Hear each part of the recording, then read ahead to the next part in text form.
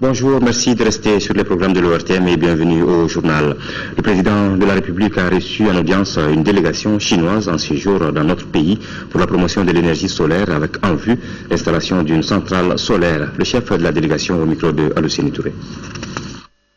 C'est la première fois que nous sommes venus au Mali et nous avons discuté avec le président du fait qu'on veut construire des centrales solaires, une centrale solaire et aussi installer des unités de production de panneaux solaires et aussi effectuer donc des dons qui vont se transformer de faire de petits projets solaires, mais qui sont des dons de Hanergy. Donc c'est grosso modo ça. Et puis en plus, le fait donc d'être là avec Excellence Monsieur l'ambassadeur, ensemble, nous avons beaucoup de confiance à faire quelque chose au Mali. Après un mois, une équipe va revenir, suivre ce qui va se passer après. Le ministre de l'Environnement et de l'Assainissement, représentant le Premier ministre, a lancé hier matin la journée nationale de salubrité, une journée qui est désormais institutionnalisée en République du Mali. La cérémonie a enregistré la présence de plusieurs membres du gouvernement. Youssouf Diakité. C'est désormais une réalité. La journée nationale de l'assainissement est lancée en République du Mali. Tous les acteurs étaient là, le gouvernement, les collectivités, les populations et la presse. Dans toutes les interventions, on a senti la nécessité de conjuguer les efforts en vue de gagner les défis liés à la problématique de l'assainissement. Et chacun exprime son adhésion à l'initiative. L'institution d'une journée de salubrité se veut sans aucun doute un retour, sinon un renvoi à nos belles habitudes d'antan qui consistait à entretenir, à protéger, à sauvegarder jalousement notre cadre de vie. Pour gagner définitivement les combats contre les ordures, il faut disposer des moyens adéquats pour la collecte, le transport et même la transformation. Il s'agit là, à mon avis, d'une initiative capitale qui vise la mobilisation sociale pour un engagement plus citoyen en faveur de notre cadre de vie. Par conséquent, nous adhérons pleinement à cette démarche et jouerons pleinement notre rôle. Quand nous parlons de ressources, ce n'est pas seulement matériel. Humaines font que la mairie du district peine à faire face à son devoir, notamment le transport des déchets solides, le contrôle des dépôts de transit et l'évacuation des déchets vers la décharge finale. Le ministre de l'Environnement et de l'Assainissement, qui a représenté le Premier ministre, estime que ce combat doit être collectif. C'est témoin de l'intérêt que les plus hautes autorités portent à l'amélioration du cadre de vie des populations du Mali en général et du district de Bamako en particulier. La protection de l'environnement, notamment l'assainissement, est un enjeu politique majeur au Mali. La Constitution du 25 février 1992, en son article 15, dispose, je cite, « Toute personne a droit à un environnement sain. La protection, la défense de l'environnement et la promotion de la qualité de vie sont un devoir pour tous et pour l'État. » Les groupes Nyogolon étaient là non pas pour faire rire l'auditoire, mais pour faire passer des messages de changement de comportement face à la détérioration continue de notre cadre de vie.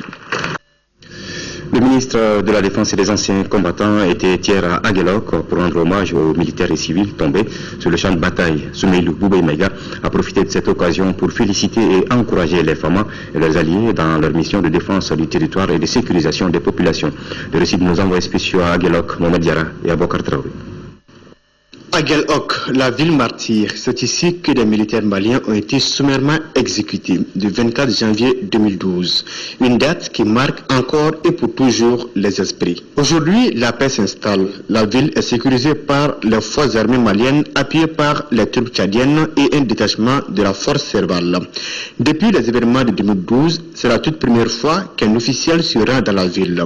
Et qui de mieux que le ministre de la Défense et les anciens combattants pour remonter davantage le moral des troupes et encourager l'encadrement. Tout le travail de redressement qui est en cours, s'il n'y avait pas de bons chefs qui ont eu à assumer leur commandement dans des situations extrêmement difficiles, c'est certain que ça allait être extrêmement difficile, ça allait être très difficile pour tout le monde. Donc c'est une occasion pour moi de prendre contact avec vous, de vous féliciter, de vous encourager à poursuivre votre travail. Tous les citoyens considèrent que votre présence ici est une victoire pour le pays et signifie que, contrairement à ce que beaucoup pensent, que l'État malien est présent partout. Le ministre Maïga a profité de cette journée commémorative du 24 janvier pour rendre hommage à tous ceux qui se sont sacrifiés pour le Mali. Un sacrifice qui doit servir d'exemple pour la nouvelle génération. Et le ministre de dévoiler les ambitions des autorités politiques pour la Grande Muette. Le problème, c'est pas seulement qu'on vous donne des armes, qu'on vous donne des munitions, mais il faut aussi qu'on travaille à améliorer la condition des militaires. C'est pourquoi cette fois-ci, au 20 janvier, nous avons aussi posé la première pierre du premier programme de logements sociaux au profit des militaires. Et nous allons continuer dans toutes les régions à faire la même chose. Aujourd'hui, la population gagne la confiance des forces armées maliennes. Les déplacés et les réfugiés retournent progressivement. La situation de 2012 à 2014, moi je pense qu'au jour d'aujourd'hui, ça a beaucoup changé. Au jour d'aujourd'hui quand même, je pense qu'avec les accords de Ouaga, avec le retour de l'armée ici à Guelhok, avec l'appui de l'aménagement, de la force Serval, je pense que chacun est rassuré aujourd'hui quand même à rentrer chez lui. Le ministre a par ailleurs rencontré la notabilité. Les besoins de celle-ci ont pour nom le rétablissement des réseaux téléphoniques, la réouverture des classes et l'accès aux soins de santé, toutes choses indispensables pour le développement. La Fondation Orange Mali met à la disposition du Centre de recherche et de lutte contre la drépanocytose un important lot de médicaments essentiels. La cérémonie symbolique de remise des produits s'est tenue dans les locaux de la structure. Reportage de Fadema Keita. Ce geste humanitaire de la Fondation Orange Mali vise à appuyer le personnel soignant du Centre de recherche et de lutte contre la drépanocytose dans la prise en charge des patients. L'accès aux soins pour les drépanocytaires reste toujours limité à une infime partie de la population concernée par cette maladie, à cause notamment du coût particulièrement élevé du traitement. Nous voudrons saisir l'occasion pour réaffirmer l'engagement de la Fondation à poursuivre sa dynamique d'accompagnement des autorités compétentes et des différents acteurs sociaux pour le mieux-être de nos populations. L'élan de solidarité a été vivement apprécié par le responsable du département. Nous demandons, disons, l'aide de plusieurs partenaires parce que finalement cet appui nous aide énormément, mais enfin ça ne règle pas totalement nos besoins. Donc l'appel est lancé à tous les partenaires locaux ou internationaux pour faire en sorte que cette lutte soit une lutte réelle, efficace contre la drépanocytose. Le centre assure le suivi médical et la prise en charge de plus de 4000 drépanocytaires. À ceci s'ajoutent les 80 nouveaux cas qu'il enregistre chaque mois. Il revient donc à chacun de nous de s'impliquer dans le traitement des patients atteints d'une maladie génétique qui se propage avec une proportion assez inquiétante. L'Association malienne de secours humanitaire et d'urgence mobilise ses partenaires sur la gestion de la situation des déplacés du Nord. L'association vient d'organiser une grande assemblée au cours de laquelle les responsables ont présenté les activités menées en faveur des déplacés résidents à Bamako. Reportage d'Adama Koulibaly. Ils étaient des centaines de déplacés à prendre d'assaut la salle de conférence de la Maison de la Presse. Les raisons de cette mobilisation étaient de venir s'informer sur les actions entreprises par leur association protectrice, l'Association malienne de secours humanitaire et d'urgence AMCHU. On a fait la rencontre, c'est pour montrer à l'opinion nationale et internationale que les déplacés sont à Bamako, certains veulent retourner et que le besoin est. On s'adresse au gouvernement, aux gens de bonne volonté, aux honorables députés et aux ONG internationales.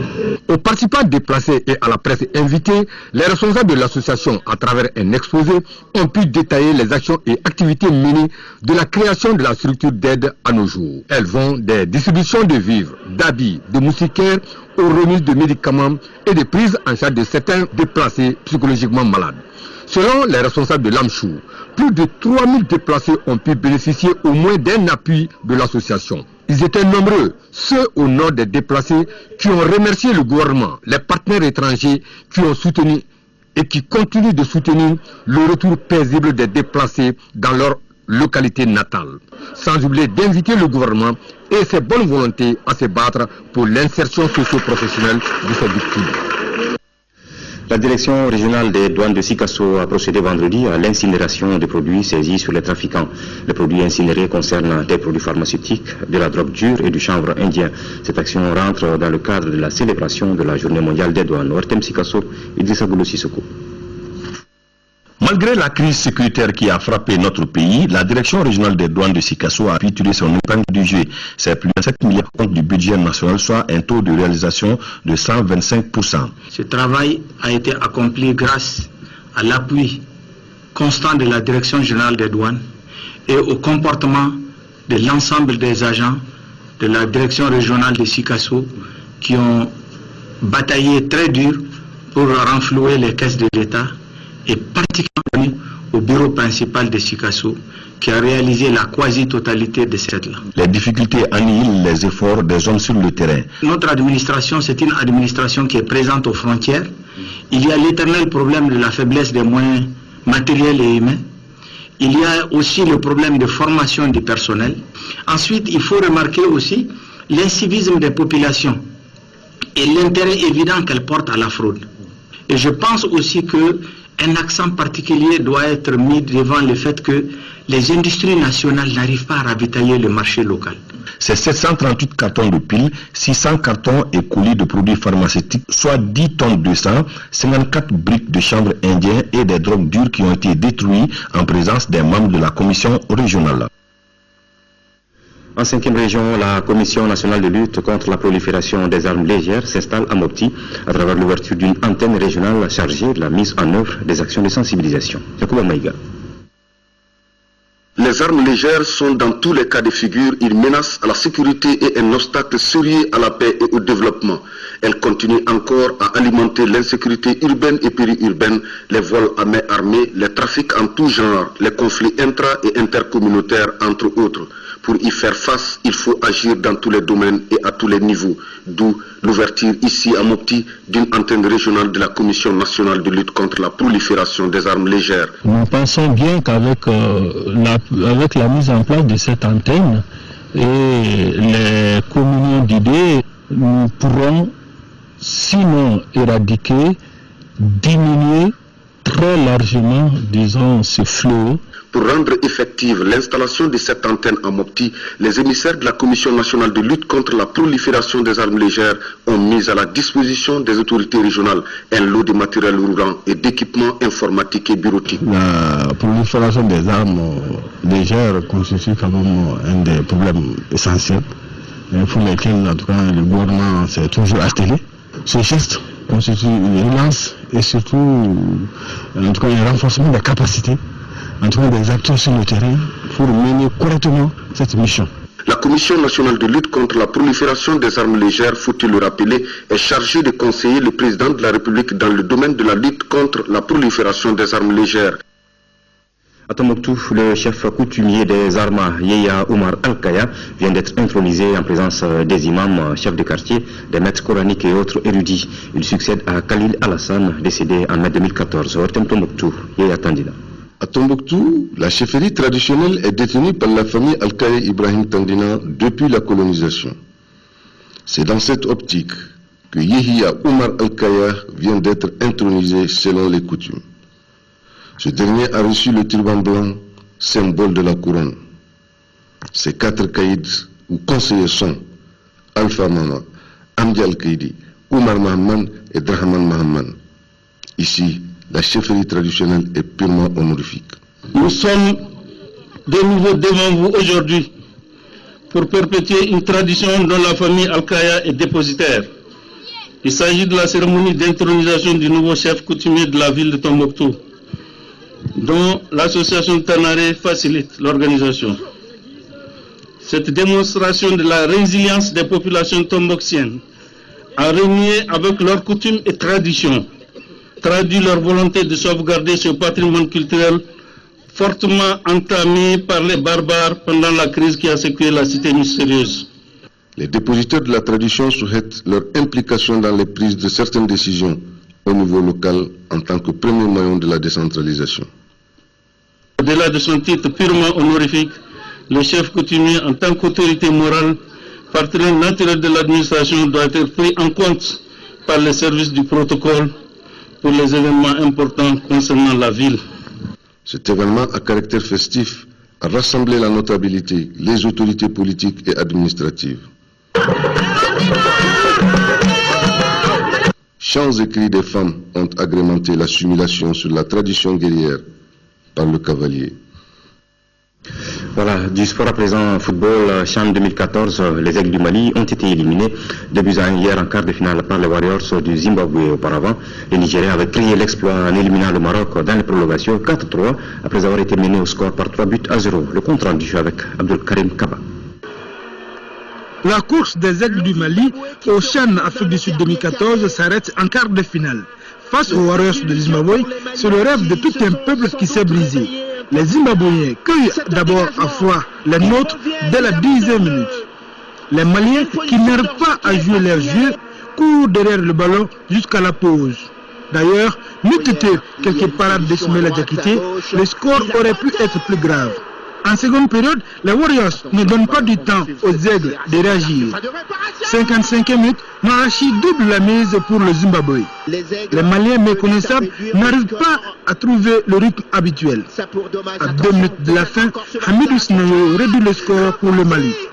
On en restera là, 2 buts à 1 pour le Zimbabwe, qui se qualifie ainsi pour la demi-finale. Auparavant, c'est le Nigeria qui a accédé aux demi-finales, aux dépens du Maroc.